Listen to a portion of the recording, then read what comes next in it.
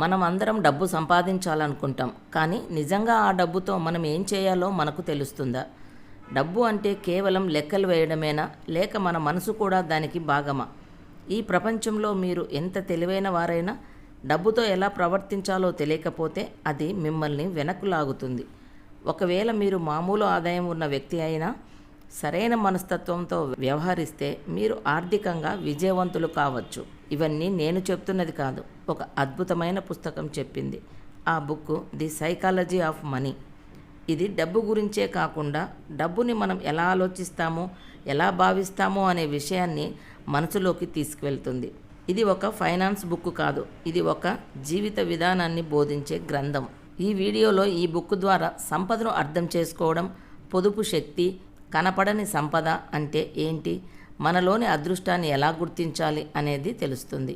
మీరు డబ్బుని చూసే విధానం మారుతుంది. అయితే ఇంకెందుకు ఆలస్యం, వివరాల్లోకి వెళ్దాం. ది సైకాలజీ ఆఫ్ మనీ మనకు చెప్పే జీవన పాఠాలు ఏమిటో తెలుసుకుందాం. డబ్బు అనేది మన మనస్తత్వం, మన ప్రవర్తన, బుద్ధిని బట్టి కాదు, మన అనుభవాల మీద ఆధారపడి ఉంటుంది. ఒకే పరిస్థితుల్లో ఇద్దరు వ్యక్తులు డబ్బు పట్ల వేరే వేరే అభిప్రాయాలు కలిగి ఉంటారు. సంపద అనేది మనం చూసేదాన్ని కాదు, దాచిన దాన్ని సంపద అంటారు. లగ్జరీ కార్లు, బాగా బంగారం ఉన్న వారు ధనవంతులు కాదు, బాగా ఖర్చు చేస్తున్నారని అర్థం. పొదుపుకున్న శక్తి డబ్బుకు నిజమైన మిత్రుడు. పొదుపు చేయడం అంటే సంపాదిస్తున్నారని కాదు, మీరు ఎంత సేవ్ చేసుకుంటున్నారనేదే ముఖ్యం. అధిక ఆదాయం ఉన్నవాడు సంపన్నుడు కాడు, తక్కువ ఆదాయం ఉన్న సేవ్ చేసేవాడు ఎక్కువ సంపన్నుడు. సమయము ప్లస్ శాంతి ఈక్వల్ టు ధనం. డబ్బు ఉండడం వల్ల మీకు ఎలాంటి ఆప్షన్లు ఉంటాయన్నది అసలైన విలువ. మీ సమయాన్ని మీరు ఎంత ఎక్కువగా కేటాయిస్తున్నారో అదే అసలైన సంపదను సృష్టిస్తుంది. అది స్వాతంత్రాన్ని కలిగిస్తుంది. సహనం సంపద సృష్టించే వారి లక్షణం. మార్కెట్లలో విజయం సాధించాలంటే తెలివి కంటే సహనం అవసరం. పెద్ద లక్ష్యాల కోసం చిన్న విజయాలను వదిలివేయగలగడం చాలా ముఖ్యం. ఫర్ ఎగ్జాంపుల్, వారెన్ బఫెట్ 80% సంపదను 60 సంవత్సరాల తరువాత సంపాదించాడు. ఇది power of compounding. Compound interest అనేది ఒక మాయాజాలం. మీరు ఎక్కువ మొత్తం పెట్టుబడి చేస్తే అది చిన్న మొత్తమైన భారీగా మారుతుంది. నమ్మకం, సహనం, కాలమే దీనికి లింక్. పండ్లు రావడానికి వేచి ఉండే రైతులాగా ఉండాలి. చిన్న పొదుపులు పెద్ద భవిష్యత్తును తయారు చేస్తాయి. డబ్బు ఎలా సంపాదించాలో కంటే ఎందుకు సంపాదించాలో తెలుసుకోవడం చాలా ముఖ్యం. మీరు డబ్బు ఎందుకు సంపాదించాలనుకుంటున్నారు అనేది స్పష్టంగా ఉండాలి. ఏ లక్ష్యము లేకుండా డబ్బు సంపాదించాలనుకోవడం మూర్ఖత్వంగా ఉంటుంది. లక్ష్యం లేకుండా డబ్బు కూడా సంపాదించలేం. డబ్బు కష్టపడకుండా వస్తే వచ్చినది పోతుంది అన్నది నిజం. స్పోర్ట్స్లో విజేతలు ఎప్పుడూ ఎక్కువ ప్రాక్టీస్ చేసేవారే. డబ్బు విషయంలోనూ అదే చేయాలి. హఠాత్తుగా వచ్చిన డబ్బు ఎక్కువ రోజులు నిలబడదు. ఇతరులను పోల్చుకోవడం ఆర్థిక అపాయం. మీరు ఎవరిని పోల్చుకోకండి. వారి పరిస్థితి, వారి బాధ్యతలు వేరే, మీది వేరే. మీరు వారి ఖర్చులను చూస్తున్నారు, వారు సేవ్ చేస్తున్న డబ్బును మాత్రం మీకు కనిపించదు. డబ్బు విషయంలో తప్పులను ఒప్పుకోవడం విజేతల లక్షణం. మనం ఎప్పుడైనా పొరపాట్లు చేస్తాం, వాటిని గుర్తించి మారాలి. ఫైనాన్షియల్ ప్లానింగ్ అంటే ఖచ్చితమైన నిర్ణయాలు కాదు, అనుకోని మార్పులకు తగిన మార్పులు చేసుకోవడం. మీరు గెలవాలంటే ప్రతి పెట్టుబడి పెరగాల్సిన అవసరం లేదు, కొన్ని మాత్రమే ఎక్కువ లాభాలని ఇస్తాయి. విజేతలు ఎక్కువ ఫెయిల్యూర్స్ని ఎదుర్కొంటారు, కానీ కొన్ని విజయాలు వాళ్ళ జీవితాలని మార్చేస్తాయి. డబ్బు గురించి పిల్లలకు చెప్పాల్సిన బాధ్యత మనదే. డబ్బుని అర్థం చేసుకునే విద్య స్కూల్స్లో లేదు. పిల్లలకు సేవ్ చేయడం, సహనం, సరైన వినియోగం గురించి చిన్నప్పటి నుండే నేర్పాలి. ఎక్కువ సంపాదించడం కాదు, మీకు అవసరమైనంత వరకే సంపాదించుకోవడం, దానితో మంచి జీవితం గడపడం అంటే అదే గెలుపు. ఇతరుల ధనం చూసి ఈర్ష్యపడకండి. మీరు మీ జీవితాన్ని ఎలా హ్యాపీగా గడుపుతున్నారన్నదే అసలైన విజయం. మనం గెలిచినప్పుడు దాని వెనక అదృష్టాన్ని ఎప్పుడూ పట్టించుకోం. అలాగే ఓటమి చూసినప్పుడు అంతా దురదృష్టమని అనుకుంటాం.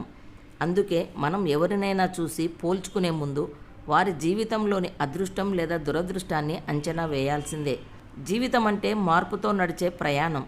మన అభిప్రాయాలు, లక్ష్యాలు, ప్రాధాన్యాలు సమయం గడిచే కొద్దీ మారుతూ ఉంటాయి. మీరు ఇప్పుడే 30 ఏళ్ల తర్వాత మిమ్మల్ని ఎలా ఫైనాన్షియల్గా చూడాలో అంచనా వేయలేరు. అందుకే పర్మనెంట్ డెసిషన్స్ తీసుకోకుండా అడాప్టబుల్ డెసిషన్స్ తీసుకోవాలి. పర్సనల్ ఫైనాన్స్ అంటే వ్యక్తిగతమే. అందరికీ ఒకే ఆర్థిక సలహా వర్తించదు. మీరు మీ జీవిత పరిస్థితులకు, లక్ష్యాలకు అనుగుణంగా ఆర్థిక నిర్ణయాలు తీసుకోవాలి. ఒక ఆర్థిక ప్లాన్ అంటే మారడానికి ఫ్లెక్సిబిలిటీ ఉండాలి. మంచి ఫైనాన్షియల్ ప్లాన్ అంటే ఇది ఒకే మార్గం అన్న భావన కాకుండా, ఇది ఇప్పటి పరిస్థితికి సరిపడే మార్గం, మారితే మళ్ళీ మార్చగలం అనే దృక్పథం.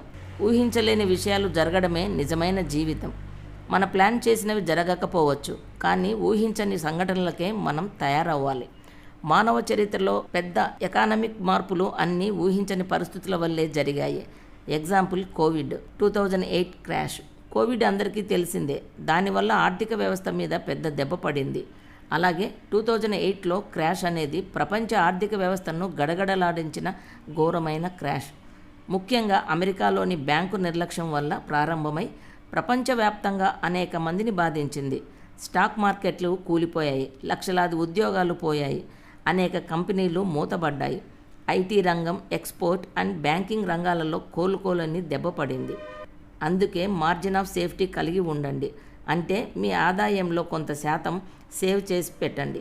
వినయంగా ఉండడము ఫైనాన్షియల్ విజయానికి కీ వంటిది. మీరు ఎంత తెలివిగా డబ్బులు సంపాదించినా ఒకసారి అహంకారంతో నిర్ణయం తీసుకుంటే మొత్తం కోల్పోతారు.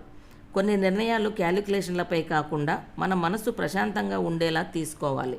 100% లాభాలని ఇచ్చే అవకాశాన్ని ఆశించి అన్ని పెట్టుబడులు పెట్టే కంటే 80% లాభం ఇవ్వగలిగిన స్థిరమైన మార్గం ఎంచుకోవడం ఉత్తమం. ఎనఫ్ అనే భావన మనల్ని చాలా ఆర్థిక ప్రమాదాల నుండి కాపాడుతుంది. ఏ సమయంలోనైనా మీరు ఇంతే సరిపోతుంది అనే భావనలో జీవించగలిగితే మీ ధనం నిజంగా విలువైనదవుతుంది. ప్రతి మనిషి ఎంతో సంపాదించాలి అనే లక్ష్యాన్ని చేజ్ చేయడం కంటే ఎంత సరిపోతుంది అనే ఆత్మ పరిశీలన అవసరం. రెస్పెక్ట్ కోసం ధనాన్ని వాడొద్దు. మానవ స్వభావం ప్రకారం మనం మరొకరి లగ్జరీ చూసి వాళ్ళలాగా ఉండాలి అనుకోవచ్చు, కానీ వారు మన గురించి అసలు ఆలోచించరు. డబ్బుతో రెస్పెక్ట్ కొనే ప్రయత్నం వల్ల అనవసరపు ఖర్చులు, అప్పులు, మానసిక ఒత్తిళ్లు రావచ్చు. మనం డబ్బును ఎలా చూస్తామో, దానితో ఎలా ప్రవర్తిస్తామో అది మన జీవితం మీద ప్రభావం చూపుతుంది.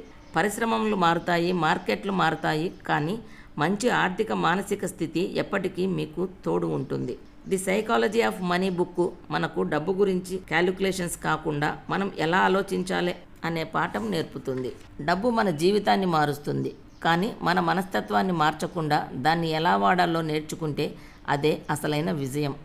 ది సైకాలజీ ఆఫ్ మనీ పుస్తకం మనకు చెబుతున్నది ఏంటంటే, డబ్బు గురించి మనం ఆలోచించే తీరు మన ఆర్థిక భవిష్యత్తును నిర్ణయిస్తుంది. ఒకే లక్ష్యం అందరిది అయినా ఆ లక్ష్యం వైపు ప్రయాణం మాత్రం వ్యక్తిగతం. కొంతమంది సంపాదించడంలో తలమునకలవుతారు, మరికొందరు సేవ్ చేయడంలో. కానీ నిజమైన సంపద అనేది మనం ఎంత నిశ్చితంగా, గౌరవంగా, ప్రశాంతంగా జీవించగలమో దానిపై ఆధారపడి ఉంటుంది. ఈ బుక్ డబ్బు గురించి ఆలోచించే తీరుని మారుస్తుంది. మనలో ప్రతి ఒక్కరిలో సంపద ఉన్న మనిషిని తయారు చేస్తుంది. మళ్ళీ మళ్ళీ చదవదగ్గ పుస్తకం, ప్రతి ఒక్కరూ చదవాల్సిన పుస్తకం ఇది. Thank you friends. ఈ వీడియో మీకు నచ్చితే లైక్ చేయండి, షేర్ చేయండి, సబ్స్క్రైబ్ చేయండి, అలాగే బెల్ ఐకాన్ మీద క్లిక్ చేయండి. న్యూ వీడియోస్ చూడండి. నెక్స్ట్ వీడియోలో మరిన్ని కొత్త విషయాలతో కలుద్దాం. Thank you.